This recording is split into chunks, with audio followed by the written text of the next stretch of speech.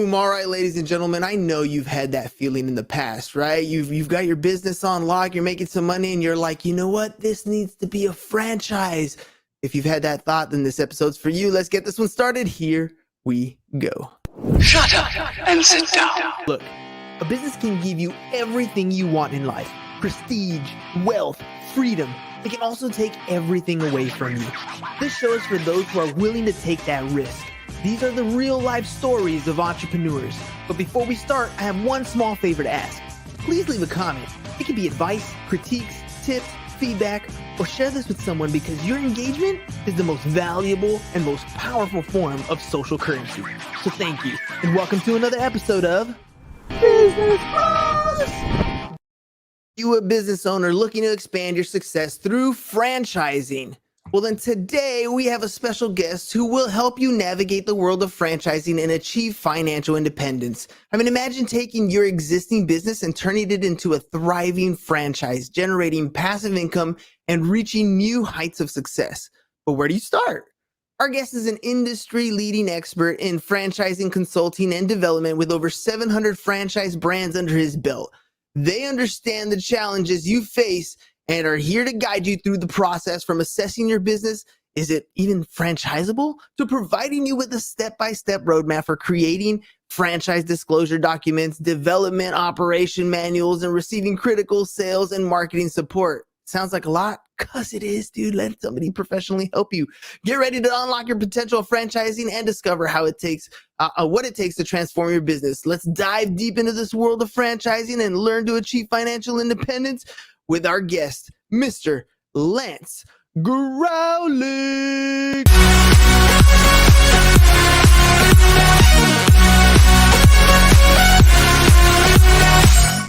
Lance, welcome to the show, man. 72. You gave me a magic number that is not only one of those financial numbers, it happens to be relevant to you today. Welcome to the program, man. Why 72? Thanks, brother. I'm happy to be here. Excited to talk to your audience. I've been on a lot of podcasts talking about business ownership. You mentioned the F word, franchising. A lot of people get so confused about franchising. So I just like to talk in general about, do you want to own a business or not? And that's really what life is all about, business ownership. So I'm about to unload it all. So happy to be here. Let's do that. I'm glad that you are excited because I'm excited to learn about this stuff. And I'm going to start from the very beginning. Probably the number one reason why business owners fear this thing called a franchise is because they don't quite understand it. And you can honestly tell when somebody who gets up every day, answers the phone, does the bookkeeping, does the marketing, all that stuff, and they're the one person wearing all the hats and they think they have a business, they don't realize they're owning their job, where you're literally talking about owning a business. Let's differentiate the two. What the heck is a franchise literally, and why is it really a true business? Well, a franchise is all about systems, and a franchise is you basically buying a license to operate a business that has a trademark, let's say like McDonald's. And there's a lot of misconceptions because you do have to be a millionaire to own a McDonald's. But there are tons and tons, hundreds of franchises out there today where you could have 40 grand and get into it, leverage yourself with an SBA loan, and it's a killer option. But basically, a franchise is a system, it's a blueprint, it's a roadmap that somebody else has proven. And there's a heck of a process to it with a lot of integrity to it, which we'll get into.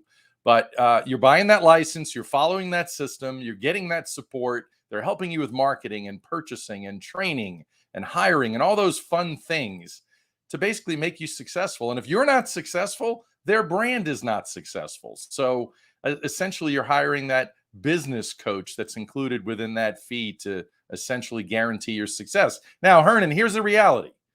Not everybody's going to be successful. How many of us know people that want to lose weight and they're not successful? Okay, so there's work involved here. There's a lot of work. So we'll get into that, right? Yeah, let's talk a little bit about that work and what you can and can't do when you start to own a franchise. I remember you brought up McDonald's, and The Founder is one of my favorite Christmas movies of all things, right? It's not a Christmas movie at all. Maybe it's because it's red. I don't know. But anyways, I usually watch it around Christmas time. And there's a scene in there where Ray Kroc goes to one of the franchisee owners' shops, and they're serving chicken, and they got corn on the cob, and it's coming out of a McDonald's, and it's a different wrapper. And all of a sudden, you start to really understand why a franchise system works and doesn't work. Not you mentioned the success of the overall operation. We can talk a little bit about why that may or may not work in a particular market. But when it comes to the product line, you said it's a proven system, and there's things that you can do and things that you can't do when you decide to operate within a franchise. What are some of those things? Yeah, well, first of all, if you're getting into a franchise, you get to see it all through the process. So you're going to visit locations, you're going to talk to existing franchisees, you're going to talk to the executives. If the brand, like a marriage, when you go to get married, is your spouse, are you looking to change your spouse entirely? If you are, that's not going to be a good marriage. Same Good thing luck, with buddy. the franchise, right? So you look at a franchise and you start to understand, are the bones good? Is this leadership? Are these people that I can work with in the long run? And if it is, and you look at the financials, you start to understand your personal business plan and what you're looking to achieve. Are you building generational wealth, a legacy for your family? Can you do multiple units or territories? It might be a retail brand, might be a home service brand. Are the bones good here? And can I grow this? When I got into Wingstop, there was a lady that was selling hot dogs out of her Wingstop. She was doing everything illegal. She eventually got pushed out of the franchise, but Wingstop wasn't all that in the old days. Their average unit volume was poor. It was terrible. But when I got in, I had the vision, like many franchisees before me, that, hey, this is going to be a big thing here. And I was a multi-unit franchisee for Wingstop. I was president of the Franchise Advisory Council. It ended up being a good experience. Let me ask you about that pathway of becoming a franchisee owner, because you said, obviously to buy a McDonald's, you need to be a millionaire. The franchise fee alone will eat you up. You haven't even started breaking ground or doing anything like that yet. But then you also said there's other opportunities in the, $20,000, $30,000, $50,000 range where they can be relatively lucrative. As an investor looking to get into a franchise, maybe they don't want to go the entrepreneur route and bootstrap it. They want to come in with something that's a little more established. What should you be looking for in a franchise like that? And how do you justify the franchise fee? Boy, you just also used another big word, established. There are people that come to me and say, Lance, I want an established brand. And I said, well, I didn't get into Wingstop or Krispy Kreme donuts when they were established brands. If they're established already, you're probably not going to get any territory. It's like McDonald's today. Good luck getting a territory. Doesn't exist. You'll have to get an existing location more than likely. But the bottom line is, I show people how to find those brands, and I'll present them to those folks. And look, I work for people for free. I'm truly a free resource. Okay. I get paid by the brands. You're not actually paying my commission that I get from the brands. Believe it or not. Well, if you never found me and you go directly to the brand, you're paying the same franchise fee. So now, justifying the franchise fee. If you're truly going to start your own business, unless you're a super genius, which rarely happens, you need to surround yourself with people that know a lot of things that you do not know. And you're either going to give away equity, or you're going to pay somebody because of their brain power, because of the way they think and their knowledge that maybe you don't have. So getting into a franchise fee could be $25,000, could be $60,000. You're going to get that back in spades, basically with a quicker ramp up. You're not going to be wondering, hey, am I kicking this thing around for 5 years and not making any money? That's not a franchise. You're going to understand the profit path. I will show you the profit path. And as you talk to existing franchisees, I had a guy the other day, let me blow your mind right now. I had a guy the other day that was doing validation. He was way down the path with the franchise brand I connected him to. And he spoke to a franchisee doing what we call validation. The brand says, you're now ready for validation. Here's a list of our franchisees. Give them a call and ask them about their experiences. And he calls me so excited. He says, Lance, this guy invested $150,000 in this home service brand. Actually, it was a home care brand. It was a companion care brand. We could talk a little more about that. $150,000 investment includes the franchise fee, all that training and know-how, working capital included. got himself a territory. Within 2 years, he did $4 million in revenue, and his net income was $1 million. $1 million net income on a $150,000 investment. Now, results may vary. That is not what everybody's going to do. In the franchise disclosure document, which I'll teach people about, there are 23 items. Item 19 is the earnings claim. The earnings claim for that particular business showed that the average franchisee is doing $2 million in revenue. But Hernan, what are you going to get? You're going to get some super performers, people that perform well above the average. And guess what? You're going to get people that perform below the average. So I ask people all the time, are you going to be average or are you going to be above average? Hopefully people can guess. I didn't know I was going to be way above average as a franchisee, but I was.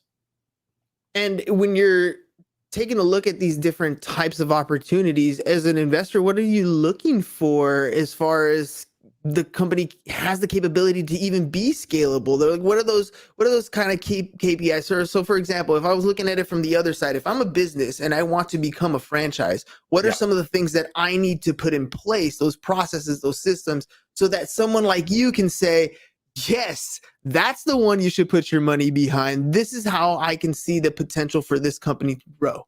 Yeah, absolutely. Success definitely leaves clues. So the more locations someone has, the easier it is to determine how they might be, how their future success might be. For example, if somebody's in Los Angeles, you might say, well, they're successful in Los Angeles, but how are they going to do in Kansas City? How are they going to do in Missouri? So I like to see a location open in multiple different types of cities. Maybe the demographics are quite similar. Are you looking for a higher income, a lower income? Is it an air conditioning brand that certainly appeals to everybody because everybody needs to get their air conditioning fixed or maintained? But if you're a business that is looking to franchise, are you successful? Are you the type of person that can mentor other folks, future franchise owners? Are you likable? Are you a good coach that can help people become successful? And, are you going to be a good leader to help them follow your brand and your methodology and your blueprint? So those are some of the little things there. But some of those little things are kind of big things, right? Because what you're describing here is not only the business operations themselves, but is the leadership in place to push forward this entire operation, right? I mean, you're literally saying like, dude, are you a leader that can push these people forward? So what is one part of it is the business processes and procedures. The other part of it is the CEO, right? The person in charge. So are you scouting these people out like in sports? Like how are you finding these potential owners that are even in a position where maybe they don't know they're in a franchise spot. Maybe they want to keep everything private themselves, or maybe they do want to open up. How do you scout them? Yeah, look, here's a great real life story that just happened. I was in Pennsylvania a few weeks ago. A buddy of mine became CEO of and he's one of the owners of a hot brand. Now it's a new franchise brand. They just set up for franchising.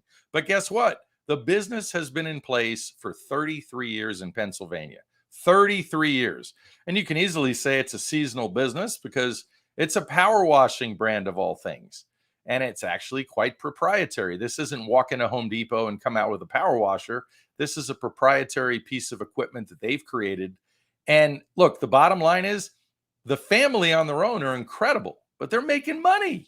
They didn't necessarily have the vision. They knew in order to grow, they needed to invite other experts to the table. How are we going to grow this brand through franchising? We're not franchise experts. And my buddy Aaron came to the table and said, holy cow, this thing needs to be across the country.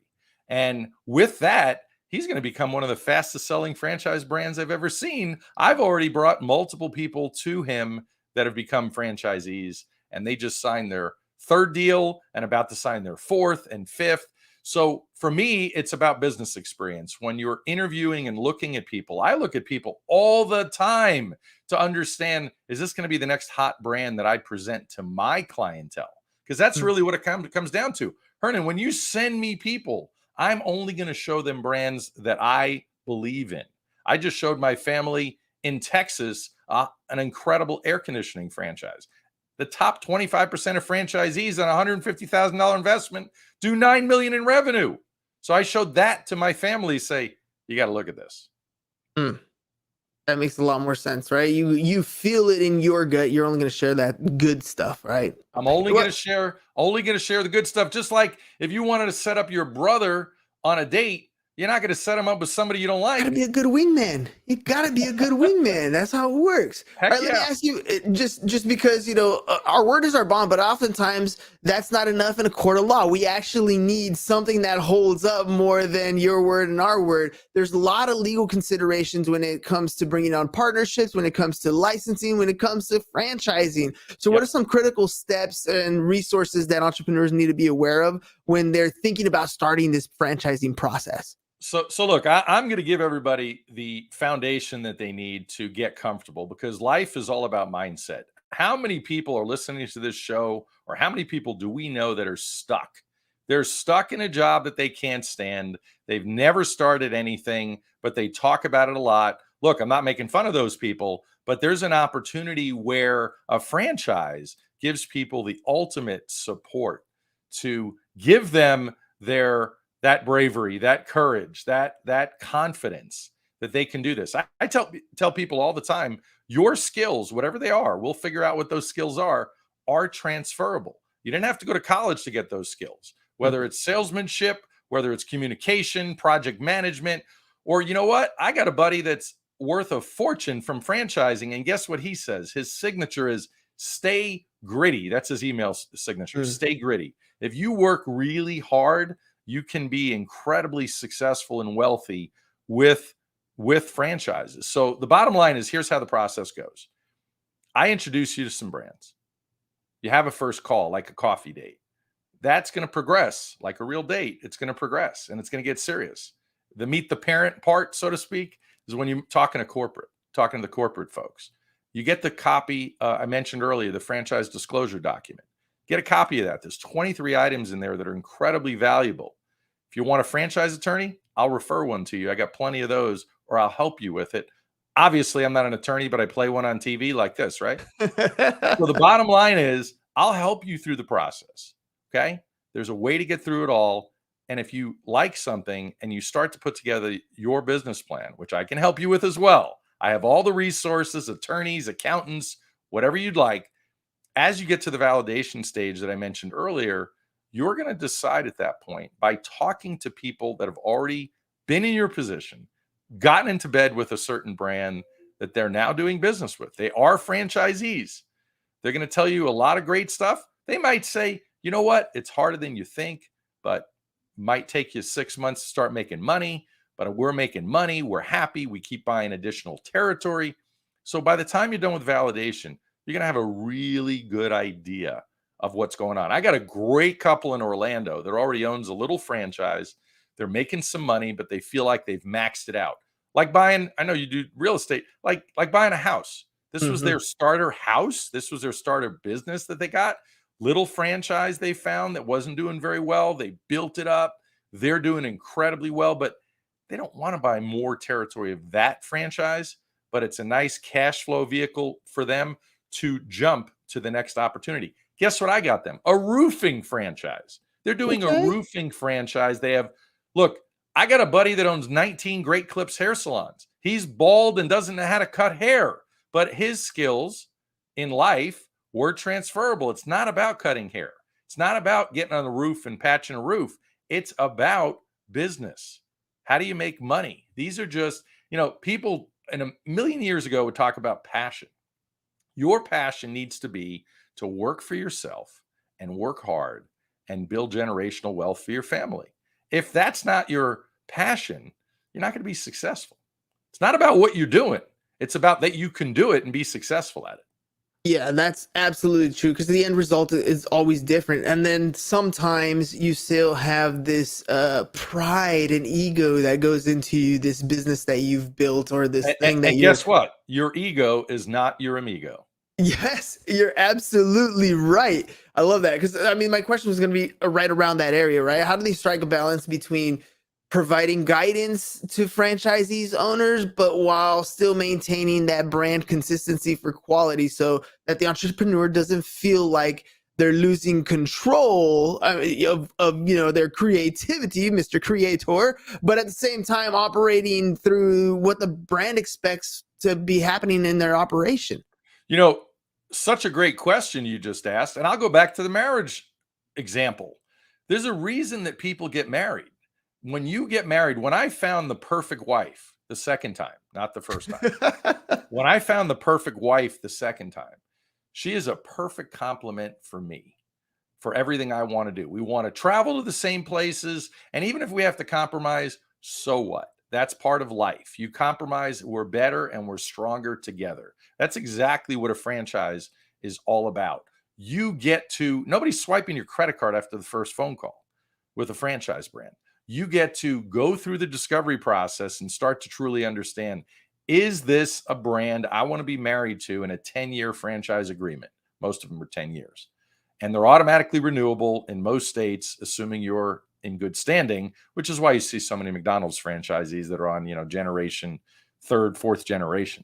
So it's not a very difficult process because naturally you have a checklist. You have a personal checklist in your head and maybe on paper, if you're that organized, of things that need to check your boxes to make you comfortable to write a check or get financing. And there's a lot of financing options I could tell you about with very little down. So it's a lot of opportunity out there. So you'll figure it out when you're ready. I'll make it happen for you. Let me ask you about managing franchise units, because obviously management is something that not everybody is great at. You might have a great idea, you might be good at that particular product or service that you're selling, but managing people or managing units might not be one of those things. How can a franchise provide like ongoing assistance in this case? Do they have to buy franchises that are local to them so that they're there to kind of oversee in case the toilet breaks or something like that, right? Such Or a is good this something that the franchise is going to kind of help overcome this operational hurdle? Yeah, another fantastic question. Most people become managers the way they became parents. One day they just are one. And they Mm-hmm. don't, we haven't had a lot of training in being a parent and managing our kids and leading our kids. And it's a lot pretty similar in business. The reality is in franchising, there are different ways that you can become a franchise owner. The two most popular, you can be an owner operator full time. And there are brands that require you to be a full time owner operator. They will not allow you to live in a different state or country or city. So you have to be a full time owner operator. They're not checking your time card. They just know that you or their brand has had better success with people that are full time owner operators. There are a lot of great brands like that. But there are so many other great brands where they allow you to be what we call a semi-absentee owner. And that just means that you're there working on the business, not necessarily in the business, 10 to 20 hours a week. You're going to hire a manager. You're going to find a manager. In some instances, they can help you find a manager. Not all brands will do that for legalities. They want to keep an arm's length away from your team, so to speak. They'll certainly help train them, of course. So semi-absentee ownership has never been hotter. I have a lot of people looking at that. I have a guy in Ecuador right now who has dual citizenship that is looking for brands in America that he can be a semi-absentee owner with. That's cool, because that's where the world is definitely heading, especially post COVID. Like, people don't want to go to the office and they want to have a business and they want to have it to be more passive so they can travel the world. So somebody, owning and operating from even a different country would be Yep. amazing for a lot of these entrepreneurs. So then, earlier we talked about how some franchises might be successful, some might not be. Past success is not a guaranteed future earnings, Future right? performance. Future performance. So territories might play one of those big roles in the success or failure of a franchise. So what factors should an entrepreneur consider when either defining a territory for their franchise, or as an investor looking for the proper territory for the franchise they want to get into? Yeah, I have a guy, it's funny, analysis paralysis. We've already heard that. I have a gentleman looking at franchises, super bright, but sometimes the brighter people are, the more analytical they get, and they're stuck in their own path the entire time. And I have a gentleman that says, I want to do market research. I said, no, You don't do market research in the earliest stages of the process. You need to jump in the process, make sure the brand is right for you. And along the way, let the brand prove to you that they know who their customers are, that they know who their demographics are, who their audience is, and basically let them prove that to you. So let me give you an example. Because of all the fancy software programs these days, even before artificial intelligence became a big thing as of late, there are software programs brands can put in to this software program. Let's say McDonald's. They can tell this program, these are my 10 most successful McDonald's in the entire United States. And they're going to put in the factors. They're going to put in the address. They're going to put in, based on their amount of parking spots. Is it an end cap? Is it a freestanding building like most McDonald's? Whatever.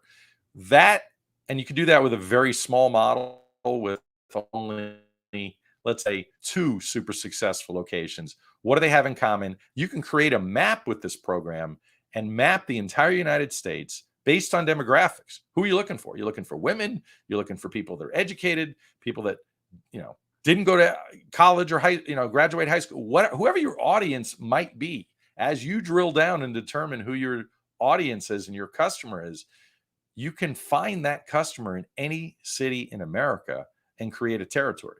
Now, some brands don't have to be that specific. In air conditioning, do you have to be that specific? No, you just need people that own a property that need to get their air conditioning fixed. But you can get as detailed as you need to be able to find your customers these days with fancy software programs. You're exactly right. Targeting, retargeting is all there, which kind of goes into the last question I wanted to ask here. Franchise fees and royalties, right? Those are always those bad words that scare people, but at the same time, they're there for a reason. They're key financial aspects for the franchise to even operate the way it is. You're getting additional support. It's kind of like having an HOA in a housing neighborhood. Sometimes you don't like some of the rules that are set in place, but they're also necessary to maintain the beauty of the entire complex as a whole and the value of your property as a whole. So how can we look as entrepreneurs or as investors at some of these franchise fees and royalties and kind of understand what they're going to and how they're assessed? Well, first of all, let me give you a very simple example. I was talking to a gentleman the other day that told me he wanted an air conditioning business. He didn't know anything about the air conditioning business, but he knows it's a hot business, pun intended, right? And he knew that this is a phenomenal business to get into. So I said, you don't know anything about the business, so you're going to have to learn from somebody. And I said, why not do a franchise? He goes, well, aren't the fees too high? I said, no. I said, look, you got a one-time franchise fee, and then you're going to pay an ongoing royalty. But the ongoing royalty is going to get you that support and training and relationships, whether it's a new relationship with a vendor, whether it's Trane or Carrier or whoever your air conditioning vendors are that they have business relationships with. But here's my favorite part of this story.